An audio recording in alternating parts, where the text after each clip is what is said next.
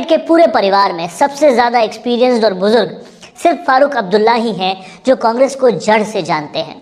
या यूँ कहूँ कि अब्दुल्ला का नाम कांग्रेस की उस ब्रिगेड में आता है जिसने शुरुआती दौर में कांग्रेस को एक बहुत मजबूत सिपाही के दौर पर उनका किरदार निभाया है।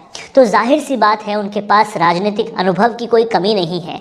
तो अब ये कह सकते हैं कि कांग्रेस की मौजूदा हालत देखकर वो गांधी परिवार से बात करें और सचिन पायलट को पद दिलवाने की अटकलें खत्म करने की कोशिश करें, क्योंकि अब्दुल्ला ने कांग्रेस को इंदिरा गांधी, सोनिया गांधी के समय से देखा है। और अगर उसके हिसाब से आज की कांग्रेस को देखें तो उस समय की कांग्रेस में और आज की कांग्रेस में रात दिन का अंतर है, क्योंकि अब्दुल्ला परिवार में एक विशेष स्थान रखते हैं और वो सचिन पायलट परिवार में भी एक अहम इंसान है। तो इन दोनों रिश्तों को गहराई से देखते हुए उन्होंने अभी तक सचिन पायलट के भविष्य के बारे में भी बात कर ली होगी, क्योंकि राजनीति हो या फिर अपना करियर हो, दोनों चीज़ों में इंसान अपने फ्यूचर की ज़रूर सोच के चलता है। और सक्रिय राजनीति में रहना है तो मतलब बारूद के ढेर पर चलने जैसा है।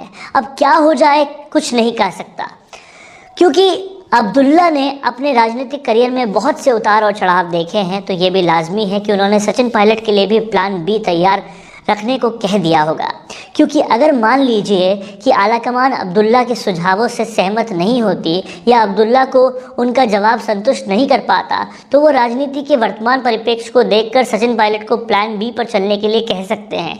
अब्दुल्ला के साथ अगर बात की जाए रमा पायलट की, यानी कि सचिन पायलट की माताजी की, तो वो भी दिल्ली में अच्छी पकड़ रखती हैं। जब स्वर्गीय राजेश पायलट थे तब सूत्र बताते हैं कि सोनिया गांधी और रमा पायलट को अक्सर एक साथ देखा जाता था।